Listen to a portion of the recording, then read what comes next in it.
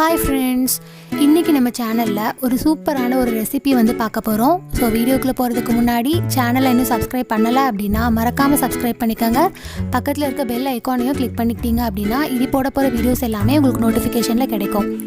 So வந்து இன்றைக்கி நம்ம என்ன ரெசிபி பார்க்க போகிறோம் அப்படின்னு பார்த்தீங்கன்னா, அதாவது சேமியா கேசரி வந்து எப்படி பண்ணுறது அப்படிங்கிறத பார்க்க போகிறோம்.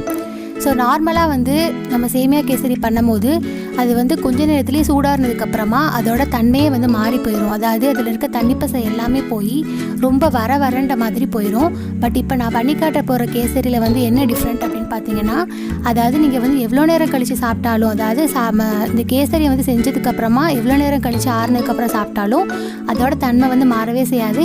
நல்லா சாஃப்டாக இருக்கும், சாப்பிட்றதுக்கு ரொம்ப டேஸ்ட்டாகவும் இருக்கும். ஸோ அதுக்கு வந்து நான் ஒரே ஒரு பொருள் தான் வந்து எக்ஸ்ட்ரா சேர்க்க போகிறேன். ஸோ வந்து அது என்ன அப்படிங்கிறத நீங்கள் வீடியோவை ஸ்கிப் பண்ணாமல் பாருங்கள். ஃபர்ஸ்ட்டு வந்து தேவையான பொருட்கள் என்னென்ன அப்படிங்கிறத பார்த்துடலாம். ஃபஸ்ட்டு வந்து சேமியா பேக்கெட் வந்து எடுத்துக்கோங்க. சேமியா கேசரினால உங்களுக்கு சேமியா வந்து தேவைப்படும். அடுத்து வந்து பால் வந்து 300 ml பால் வந்து எடுத்திருக்கேன். பால் வந்து க்ரீம் மில்க் அப்படின்னு கேட்டு வாங்குங்க. அதுக்கப்புறம் வந்து தண்ணி வந்து பார்த்தீங்க அப்படின்னா நீங்கள் வந்து கரெக்டாக பால் வந்து எவ்வளோ அளவில் எடுக்கிறீங்களோ அதே அளவுக்கு தண்ணியும் எடுத்துக்கணும். அடுத்து வந்து டெக்கரேஷனுக்காக முந்திரி கிஸ்மிஸை வந்து எடுத்திருக்கேன். அதாவது கிஸ்மிஸ்னால் உலர் திராட்சைன்னு சொல்லுவாங்க. ஸோ பாதாம் பிஸ்தா அந்த மாதிரி எது வேணாலும் எடுத்துக்கலாம். அடுத்து வந்து தேவையான அளவு சர்க்கரை வந்து எடுத்திருக்கேன். அடுத்து வந்து நெய் வந்து 50 கிராம் நெய் வந்து எடுத்திருக்கேன். அடுத்து பார்த்தீங்கன்னா கேசரி கலர் வந்து எடுத்திருக்கு. ஸோ கலருக்காக நான் வந்து இதுவும் ஆட் பண்ண போகிறேன். அடுத்து வந்து எசன்ஸ், இது வந்து ஆப்ஷனல் தான். நீங்கள் எசன்ஸ்க்கு பதிலாக ஏலக்காய் பவுடர் இல்லைன்னா ஏலக்காய் கூட வந்து வாசனைக்காக யூஸ் பண்ணிக்கலாம். அடுத்து வந்து நான் சொன்ன சீக்ரெட் இன்க்ரீடியன்ட் வந்து யூஸ் பண்ண போகிறேன். ஸோ அது என்ன அப்படிங்கிறத நீங்கள் வீடியோவில் வந்து பார்த்துக்கோங்க. ஃபஸ்ட்டு வந்து சட்டி வந்து நல்லா சூடாகணும். ஸோ சட்டி நல்லா சூடானதுக்கப்புறமா அதில் வந்து நம்ம நெய்யை வந்து ஆட் பண்ணிக்கலாம். இதில் நம்ம எடுத்து வச்சுருக்க முந்திரி அண்ட் கிஸ்மிஸ் ரெண்டையுமே வந்து எடுத்து நல்லா பொன்னிறமாக வறுத்து எடுத்துக்கோங்க.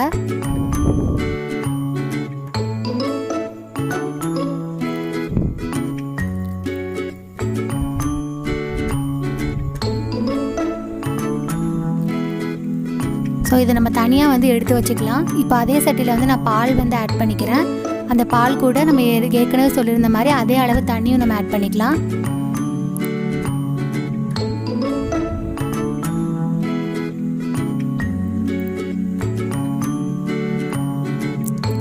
இப்போது இதில் தேவையான அளவு கேசரி கலர் வந்து ஆட் பண்ணிக்கலாம். உங்களுக்கு எவ்வளோ கலர் தேவையோ அந்த அளவுக்கு நீங்கள் கலர் வந்து ஆட் பண்ணிக்கோங்க.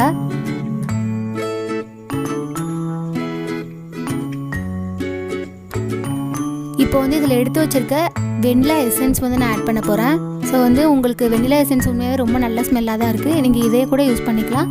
அப்படி இது இல்லை அப்படின்னா நீங்கள் ஏலக்காய் இல்லைன்னா ஏலக்காய் பவுடர் வந்து வாசனைக்காக நீங்கள் ஆட் பண்ணிக்கலாம். இப்போ நம்ம எடுத்து வச்சுருக்க சேமியாவை கொஞ்சம் கொஞ்சமாக உதிரியாக வந்து ஆட் பண்ணிக்கோங்க.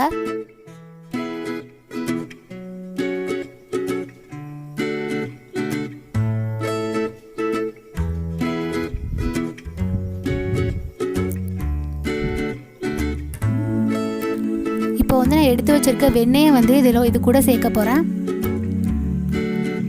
இந்த வெண்ணெய் வந்து நான் ஏற்கனவே சொன்ன மாதிரி வீட்டில் வந்து நேச்சுரலாக பண்ணது தான். அதாவது நீங்கள் பாலை வந்து நல்லா வத்த காய்ச்சும் போது அதுலேருந்து நல்லா எல்லோயிஷாக நமக்கு ஆடை வந்து கிடைக்குது. அந்த ஆடை எல்லாத்தையும் நீங்கள் சேர்த்து வச்சிங்க அப்படின்னா அதுதான் வந்து வெண்ணெயாக வந்து இருக்குது.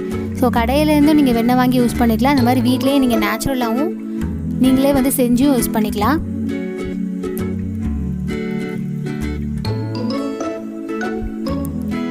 ஸோ நான் ஏற்கனவே சொன்ன மாதிரி இந்த வெண்ணெய் தான் வந்து அந்த பொருள். ஏன் அப்படின்னா இந்த வெண்ணெய் வந்து நீங்கள் ஆட் பண்ணும்போது உங்களுக்கு எவ்வளோ நேரம் நீங்கள் வந்து சூடாகினதுக்கப்புறம் நீங்கள் சாப்பிட்டாலோ அதோட பசை வந்து அது மாறாமல் இருக்கும்.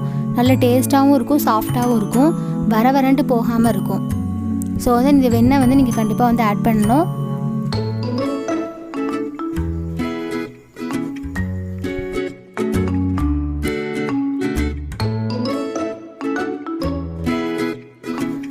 இப்போ வந்து இதில் இருக்க சேமியா வந்து வேகிறதுக்கு ஒரு 2-3 minutes வந்து எடுத்துக்கும்.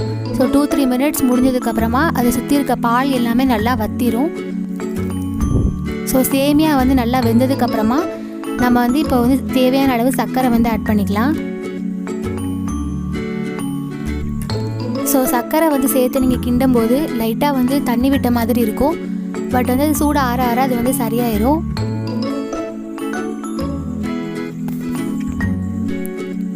ஓகே ஃப்ரெண்ட்ஸ், இப்போ வந்து லாஸ்ட்டாக நம்ம ஏற்கனவே பொன்னிறமாக வறுத்து எடுத்து வச்சுருக்க அந்த முந்திரியையும் உலர் திராட்சையும் ஆட் பண்ணிக்கலாம்.